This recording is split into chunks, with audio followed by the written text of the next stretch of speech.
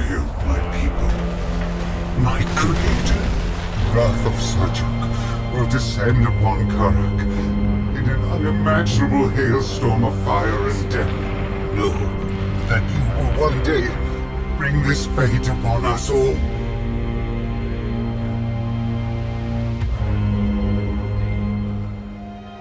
The year is KDS 1216 by the Kharakian dating system. Slightly over 100 years after the success of Operation Kadim and the discovery of the car Toba, the crashed spaceship that both served as the first city of Kharak millennia prior, as well as proved that the Kushan people were not native to this desert world. In the years following, future expeditions to the Car Toba site would reveal two artifacts that would change the future of the Kushan forever. The first was the Hyperspace Core, a device that could potentially carry ships great distances across the galaxy in a dramatically short amount of time. A technological find such as this by itself would have been an unprecedented momentous event in the history of any species. But it was the second artifact that perhaps had the greatest effect on the Kushan people. This artifact in question to the casual observer would look like nothing more than a hunk of rock with some carvings on it. But upon further inspection, those carvings would turn out to be a galactic map, which indicated both Kharak's position in the galaxy, and another point that was labeled using a single word: Hiigara, our home. With these discoveries, the infighting between the Kithid, the main societal groups among the Kushan, stopped for the first time in recorded history. For once, the entirety of their people were united in the goals of building the means to travel the stars and find their long-lost home of Hiigara. This singular effort, known simply as the Mothership Project, would be the greatest collective effort ever embarked upon by the Kushan. First, a great construction scaffold had to be created in orbit of Kharak to facilitate the building of the Mothership herself, a process that in itself alone took over 60 years. Once it was finished, the true work of building their salvation could begin. The plan was for the Mothership to use the hyperspace core found at the car Toba to traverse the long distances across the galaxy, which was estimated to have a range of up to 2,500 light-years in a single trip. However, surviving the journey was another matter.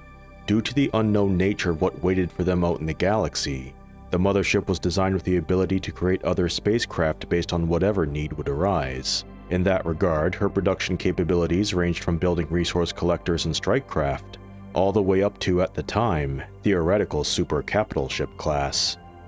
By KDS 1216, Kharak and the surrounding asteroids had been mined bare for precious metals and resources to build the ship that would ferry over 600,000 Kushan to Hiigara, along with a command staff, crew, and assorted personnel to keep the Mothership and her fleet maintained. But one last problem presented itself in the design of the Mothership that no one expected. Due to the size of the ship and the amounts of data that needed to be properly analyzed, it was projected that a command crew in the hundreds was deemed necessary for basic operations. However, this in itself created a much bigger problem, as essentially more people in the command staff would drastically slow down the speed of communicating critical information and make quick decision-making all but impossible, especially in a combat situation. Computers of the time were of no help, as even they did not have the processing power to overcome this logistical nightmare. Seemingly, no solution to this dilemma could be found until a young neuroscientist named Karen Sajet proposed an unorthodox solution. Karen's proposal was that, using her neuronics research, a person could be connected directly into the data feeds of the Mothership herself, and be able to draw conclusions and issue orders without the need for a complicated command hierarchy to slow things down. Unfortunately, this procedure to directly interface a living being with a ship was highly experimental, and there was no guarantee that it would work in the first place, nor could any assurances be placed that the same person could be removed from the ship once the mission was complete. Faced with no alternative to the logistics problem, and the danger presented by the operation needed to interface a living being with the Mothership, Karen demanded that she be the one to undergo the procedure, which she did. Once she was joined with the Mothership, she became something far greater than just Karen Sajet. She had ascended to the role and title of Fleet Command. With the Mothership completed at last, the first thing that needed to be tested was the hyperspace core, by plotting a quick jump to the edge of the Kharak system. There, a sublight vessel that was launched 10 years prior, the Kar Salim, would rendezvous with them and perform any repairs and refinements of the mothership and her hyperspace calculations respectively. But once Fleet Command gave the order to initiate the hyperspace core, no Kushan alive at the time could have anticipated that this would be the exact moment where their existence as a people would change forever. Exiting at the outer rim of the system as planned, everything aboard the mothership appeared to be in working order. However, there was no sign of the Kar Salim. A quick reconnoiter by the Kushan strike craft eventually found the ship, or at least her forward section, the only part of the Kar Salim left intact. Moving quickly, a salvage operation was ordered to bring back the Kar Salim's black box to determine what had happened. But as the fleet moved closer to the derelict, several alien strike craft emerged from hiding and moved to attack the Kushan ships. Shocked, but determined to find the answers they needed, the Kushan struck back with their burgeoning fleet and defeated these alien raiders. Poring over the data from the Kar Salim, it was revealed that in her last moments, the bridge crew had detected an incoming hyperspace signature that was not from the mothership, but was instead from the same aliens the Kushan fleet had recently fought. It was unknown as to why these raiders chose to attack the Kharak system, much less do it now. But whatever the reason for their timing, Kharak needed to be warned of this new threat, and a hyperspace course was quickly plotted back to the scaffold. But it was already too late. Coming out of hyperspace, there was no scaffold, no supporting vessels, no Kharak. Instead, debris surrounded the fleet, and the burning remnants of their home planet was all that remained. The emotional impact felt by every Kushan aboard the mothership in that moment could not be possibly described with any means of accuracy. In a brief span of time on what was supposed to be a simple shakedown cruise, their entire civilization had been reduced to a smoldering ruin, leaving those aboard the gargantuan ship as the last survivors of the glorious Kushan race. Or so they thought. Mothership sensors soon picked up a faint distress call coming from the cryo trays in orbit of Kharak. They were under attack by yet another unknown alien race. Most likely they were stragglers left behind by those responsible for the devastation of Kharak to deal with any survivors. These cryo trays were now perhaps the most important thing left in the system, as they contained over 600,000 Kushan colonists held in cryogenic suspension, awaiting loading and transport by the mothership to their long-lost homeworld of Hagara. But as a safety precaution, they were left behind in orbit before the Hyperspace Test, so as to not needlessly jeopardize their lives. But now it seemed these frozen colonists would face certain death if Fleet Command did not intervene. Rushing quickly, Kushan strike craft intercepted the alien frigates attacking the last of their people. However, Fleet Intelligence cautioned their pilots to hold back their desire for revenge, and ordered them to leave one frigate to be captured and brought back to the mothership. If anyone could answer the multitude of questions behind recent events, it would be the crew of one of these attacking ships. Following their orders to the letter, the Kushan pilots crushed the invaders before they could finish their attempted genocide. All except for one frigate, of course, that was quickly commandeered by the salvage corvettes and brought back to the mothership for interrogation. May Sejuk have mercy on their souls, for the Kushan would spare none.